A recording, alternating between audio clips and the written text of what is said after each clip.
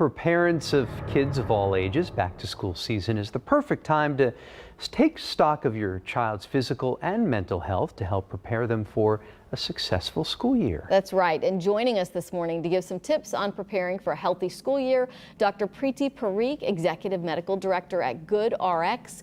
Good morning. Good morning. Thank you for having me. Yeah, so I mean, we often think about, oh, I need to make sure that my kids are up to date on their immunizations, but can you give us some top tips for parents as they get ready for their kids to go back to make sure that they're prepared for a healthy school year?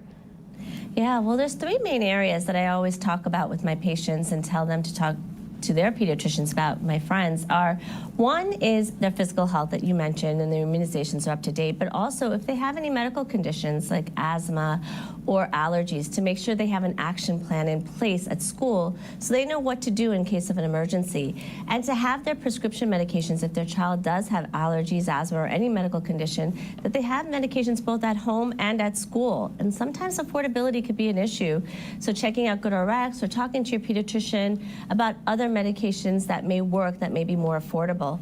The other area is the mental and social emotional that you mentioned is so key, especially after these last 2 years and going into the school year. There's going to be lots of ups and downs. So making sure talking to your child with your pediatrician and just making sure they understand that sometimes certain physical symptoms, like if they're breathing fast or their heart rate goes up, may be due to stress and anxiety. So giving them tips and tools like taking a deep breath, closing their eyes, so they can handle the stress that they may deal with during the school year. And last but not least is making sure checking in if your child does have a learning disability or maybe does have one that just hasn't been diagnosed yet. If they had issues last year or even coming up in the school year, you're noticing over the summer they're not getting their work done for the summer reading, things like that. Check in with your pediatrician and teacher and make sure that they get the support that they need. While not always obvious, what are signs of learning difficulties that parents should be on the lookout for? Yeah, sometimes learning difficulties can be picked up in all ages at different stages of their life, and it may not present till later. So there's subtle symptoms sometimes, signs that you can pick up on and talk to your pediatrician and teacher about. Like if your child doesn't get their work done on time, they're disorganized, that you see them studying really hard, but then their grades don't reflect it. Or the opposite, that they're defiant, they don't want to study, they're acting out in school. It may be because they actually have a learning disability that hasn't been diagnosed. So if you're seeing these struggles happening, talk to your pediatrician and your teacher so you can get the best testing done and really find out if they do have a learning disability and get the support that they need.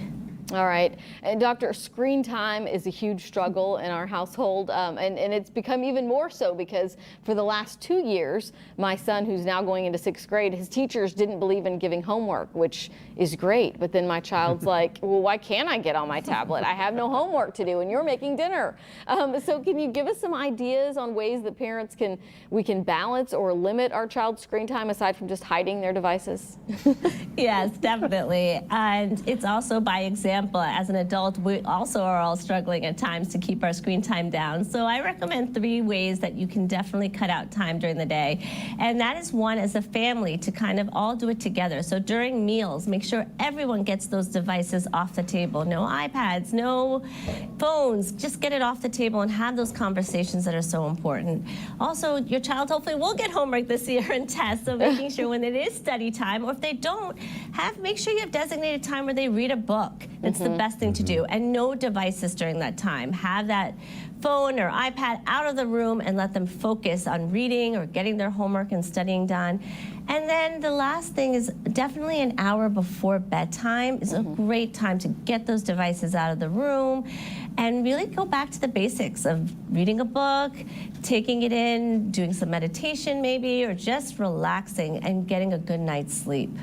Yeah, you got to set those parameters from the get-go so that they've got some sort of structure when it comes to screen time. Definitely. And there's also these things called Family Media Plan that you can go to the American Academy of Pediatrics and you can actually sit down as a family and kind of create rules, and so everyone's on the same page. So some great resources out there. Yeah, you know, and sometimes it feels like parents and kids are moving a million miles a minute. So how can parents help their kids stay ahead of all the stress? Yeah, stress is a big thing, and sometimes children don't even realize what they are having, like their heart rate racing, or they're breathing fast, or their stomach hurts, and they don't realize it's actually due to stress or anxiety. So having those conversations with your child and talking to them about these symptoms and how it could be due to stress, or they're feeling nervous about something. So identifying it, and then talking to them about how to deal with it. So there's lots of ways to deal with stress, but giving them some tips like, close your eyes, take a deep breath, slow things down, and really giving them that toolkit to help them, because we want our children to be resilient and get grit and know that they're going to have to deal with stress and anxiety, but having those conversations can really help. All right, very good information. Let our viewers know where they can go for more information on all these subjects. Please check out goodrx.com/health, where we actually have experts, doctors, pharmacists, and healthcare experts that create our content and vet it to make sure that we are providing the best information. And if your child or family member does need prescription medications, at goodrx.com, we're here for you to provide ways to get healthcare at an affordable price. So please check us out. All right, Dr. Preeti Parekh, thank you so much, Executive Medical Director at GoodRx. Thanks for having me.